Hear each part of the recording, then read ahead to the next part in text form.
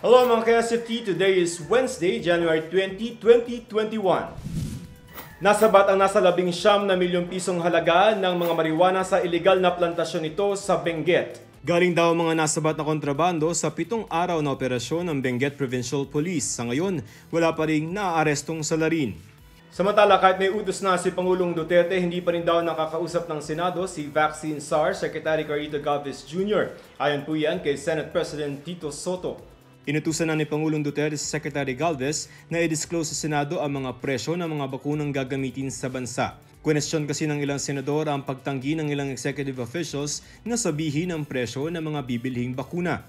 Para sa mga cellphone is life, maaari raw palalain ng pandemya ang nomophobia o yung no mobile phone phobia o pagkatakot na mawalay sa cellphone. Sa pag-aaral na inilabas ng University of Monash, Australia, 99% daw ng 3,000 na sumali sa survey ang nagsabing nakararanas sila nito. Paalala pong muli, bukas na ang voter registration. I-download lamang ang form sa COMELEC website at ipasa ang application mula Lunes hanggang Biyernes 8 a.m. to 3 p.m. sa Office of the Election Officer. I'm Joseph Morong. Stand with us. Stand for truth. Isang 9 na taong gulang na bata ang nabaril ng kanyang kalaro gamit ang isang hindi rehistradong airgun sa Paumbong, Bulacan. Lilian Tiburcio reports.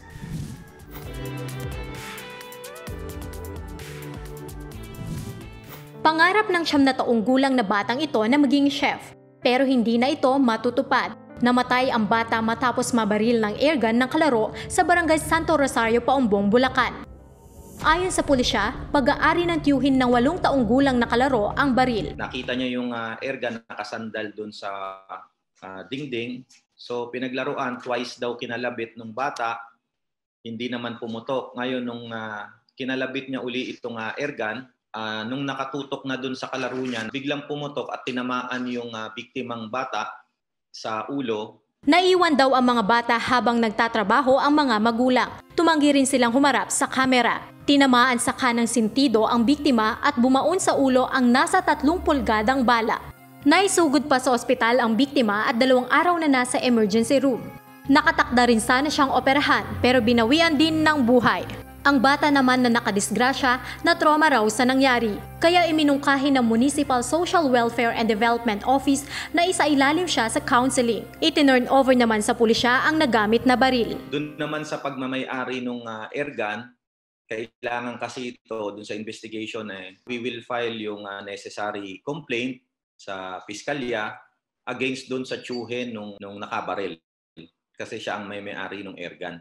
Lumabas sa investigasyon na hindi rehistrado ang airgun na napaglaruan ng mga bata. Nakasaad sa Republic Act 10591 o Comprehensive Firearms and Ammunition Regulation Act, kailangan ng one-time registration ng airgun. Irerehistro ito mismo sa Philippine National Police. Yung mga gumagamit ng airgun sa pamamaril ng ibon, lalo sa mga lalawigan, pamamaril ng isda or yung sport shooting kung tawagin, dapat talaga magpunta sila sa nearest PNP office para maiparehistro nila to. Hindi naman porket hindi siya gumagamit ng pulbura, hindi mo na siya irerehistro. At lalo na, kailangan maturuan sila yung pagiging responsableng nagmamay-ari ng airgun. Hindi na bago sa mga taga-Paumbong ang airgun. Katunayan, ginagamit nila ito sa kanilang kabuhayan para manghuli ng isda. Si Trevor, mahigit 10 taon na raw gumagamit ng naturang baril. Ito yung aking ginagamit na airgun.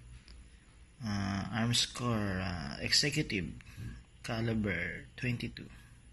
Siyempre, baril yun kumbaga, parang mas masarap siya na na gamitin panghuli ng isda. Tsaka hindi ka mabasa kasi kung ang gagamitin natin is lambat, siyempre mababasa ka.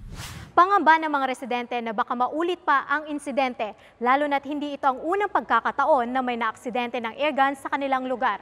Kaya ang panawagan ng ilang residente, iban o ipagbawal ang paggamit nito sa bayan ng Paumbong. Marami pong nambabaril dito sa harap ng bahay namin. Yung anak ko po nando sa harap ng bahay namin lagi naglalaro. So nung naalala ko, pala kako yun, delikado pala kako. Gusto po namin na pagbawal na gagamitin yun. Kasi katulad ng inosenteng bata ang nabaril, inosente rin naman yung nakabaril. Para kasi sa akin, so sa nangyari pong ganong cases, bilang isang ina, para sa akin, gusto ko na pong i-ban yung mga ganong alam kong delikado po. Napakasakit naman po na once na maulit na naman, hindi man po sa mga kalapit mong kapamilya or kaibigan, sa ibang tao man, yun po ay talagang napakasakit at napakahirap po. Ayon naman sa pulisya, hindi basta-basta maibaba ng airgun, kaya mas paiigtingin na lang daw ng Bulacan Police ang kampanya para sa responsableng paggamit nito. Hindi naman masama magkaroon ng airgun sa loob ng bahay, lalo na kung ginagamit ito sa kabuhayan. Pero dapat siguraduhin na nakarehistro ito at may lugar na pagtataguan na hindi magagalaw ng mga bata. I am Lilian Tiburcio and I stand for truth. Ibinasura na ng Department of National Defense ang UP-DND Accord ng 1989 na nagbabawal sa presensya ng mga pulis at militar sa loob ng campus ng Universidad ng Pilipinas. Paraan daw yan para maprotektahan ang mga estudyante sa recruitment ng mga makakaliwang grupo. Here's Richard Hiderian. Since its founding almost a century ago, the University of the Philippines has served as a bastion of not only academic excellence, but also political activism. In response, especially during the martial law period, there have been many abuses and tortures visited by authoritarian Filipino leaders against students from UP who undertook or took part in radical movements or progressive reform. Former dictator Ferdinand Marcos and some of his authoritarian successors engaged in various forms of crackdown against student activists from UP. Kasama dyan are cases of torture and extrajudicial killings. Following the end of martial law, nagkaroon ng multiple agreements between Universidad ng Pilipinas administrators and the Armed Forces of the Philippines and Security Forces. Kasama dyan is the Soto-Enrile Accord, which was signed between student leader Sonia Soto and then Defense Minister Juan Ponce Enrile to protect students from the police and military presence sa eskwela na yan. The 1989 University of the Philippines and Department of National Defense Accord prevented state forces from entering the state university without notifying the school administration. So ano naman itong DND-UP deal? Ano yung mga key provisions niya? And what was the rationale and the historical context behind its establishment? Among the key elements of the deal were prior notifications shall be given to UP administration by the military or police before they could conduct any operations inside the UP campuses. And claro, na nothing in the agreement shall be constructed as a prohibition against the enforcement of the laws of the land, meaning UP will not host illegal activities. Now, the Duterte administration is arguing that UP has become a hotbed of extremism and radicalism, leading to threats against state institutions. Is UP really a hotbed for radicalism? And is it where the enemies of the state are reared and recruited by insurrectionary or revolutionary forces? In response, in a letter dated January 15, the Department of National Defense Secretary and former General Delfin Lorenzana said the accord was, quote, terminated or abrogated effective this date. Ano naman ang dahilan ng Department of National Defense in terminating this deal? Ayon sa Department of National Defense, it intends to remedy the situation of radicalization in the campus, especially by Communist Party of the Philippines and New People's Army, by terminating or abrogating the existing agreement in order for us to perform our legal mandate of protecting our youth against CPP-NPA recruitment activities. Ano naman ang position ng critics, opposition forces, and progressive elements in the country? Ayon sa former UP alumnus and Senator Francis Pangilinan, tinitulan natin ang panghihimasok ng diktador noon. UP has always been and will always be a citadel of freedom and democracy. Pakiusap lang, please don't mess with UP. Progressive Youth Representative Sara Elago also described the axing of the deal as a blatant disregard for students' historic win against campus militarization back in the days of martial law. Ayon sa kanya, educational institutions need such freedoms in order to fulfill their basic role, including upholding human rights and democracy. For instance, constitutional experts, such as former Dean of Ateneo School of Government Tony Lavinia, have questioned the legal basis of the termination of the deal. After all, the 1989 Accord did not provide for an exit clause. As such, both parties should agree to terminate this on a mutual basis. So there we are, nakita natin yung kahalagaan ng academic freedom for our premier national university and its broader implications for democracy, especially since the end of martial law and Marcos dictatorship. Nakita din natin yung supposed rationale of the government for terminating this deal between UP and the Department of National Defense in a unilateral fashion. And pinag-usapan din natin yung criticisms of that termination and what negative impact it could have for students in UP, for faculty in UP, but also for democracy while President Duterte is in power and also beyond. Ako po si Richard Haydarian. Stand with us, stand for truth. Ang mga nanay na naging instant guro ngayong pandemya naging estudyante na rin para makasabay sa teknolohiya. Ang mga inanay ng Malabon sa report ni Abby Espiritu.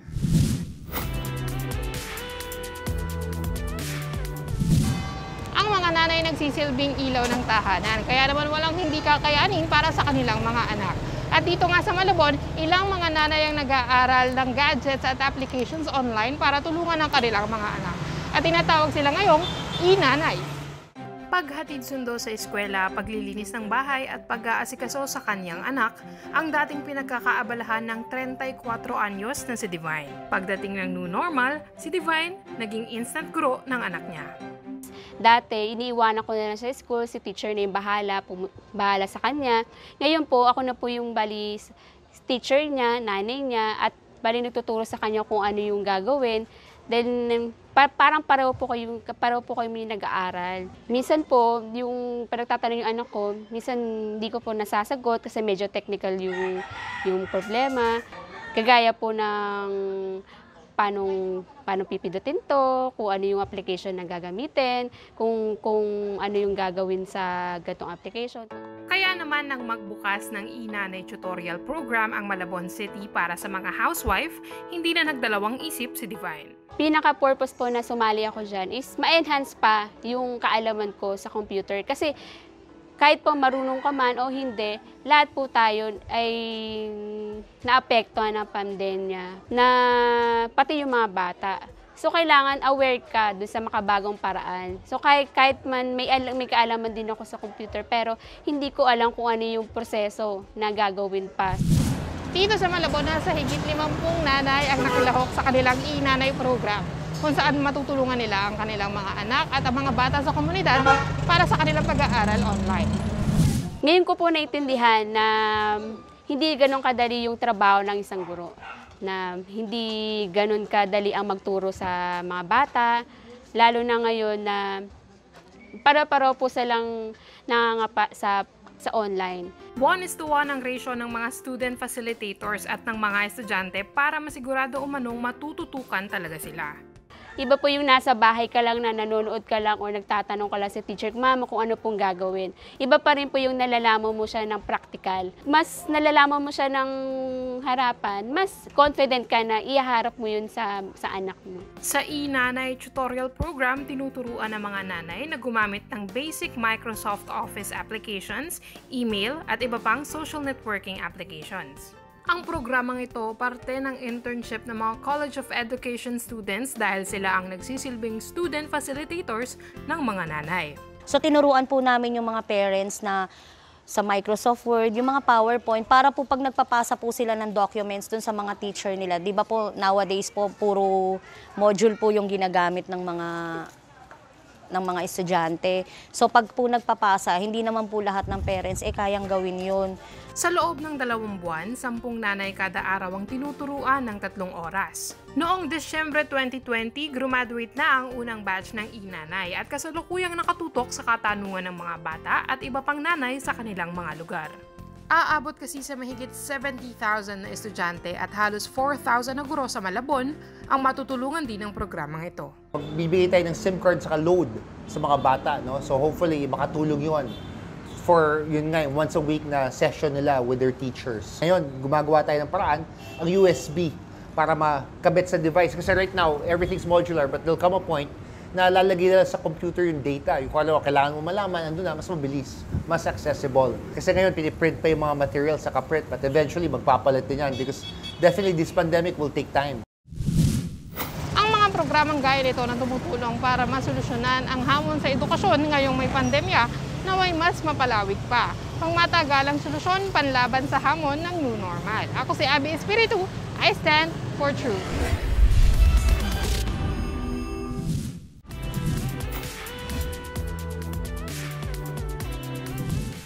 1989 nang pumasok sa isang kasunduan ng Department of National Defense at University of the Philippines na nagsasabing bawal pumasok sa loob ng UP ang mga pwersa ng militar at ng pulis. Pero ibinasura na ang kasunduan na yan ni Defense Secretary Delfin Lorenzana at ang kanyang sabi safe haven daw ng mga kaaway ng Estado ang UP. For the record, mga ka-SFT, bakit nga ba gustong pumasok ng AFP sa UP? Tanong na lang po yan kay Secretary Lorenzana, no? I think he spoke on it, and I think the Defense Press Corps should address that question to Secretary Lorenzana. Yes, sir.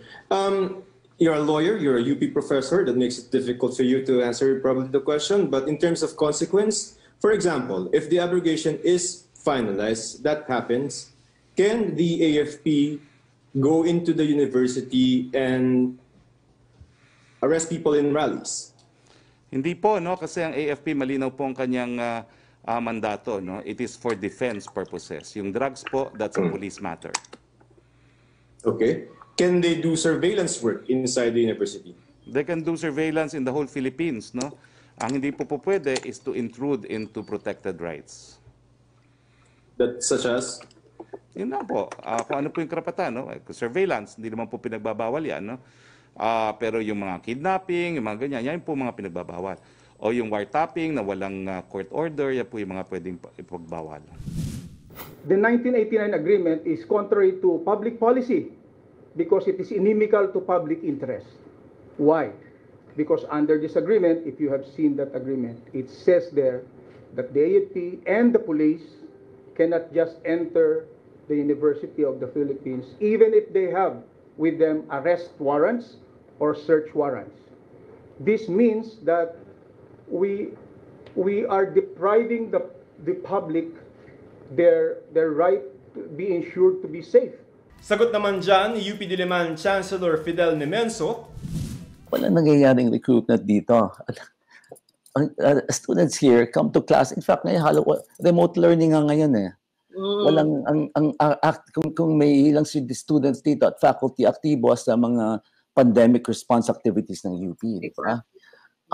Clandestine. Of course, dahil sa academic freedom, no, binabasa ng lahat ng students, no, parang malaya sila magbasa, mag-isip, pag-usapan ng lahat ng klaseng ideolohiya, no? Okay. From right to left, no? Sabi nga namin, this is the trademark of this. This is why UP education is special, no? Ang students natin exposed to the widest range of ideas and perspectives, opinions. Kung kayo ang tatanungin ng KSFT, dapat na nga bang papasukin ang AFP sa UP? Narito naman ang ilang sagot ng ating mga ka-Stand for Truth.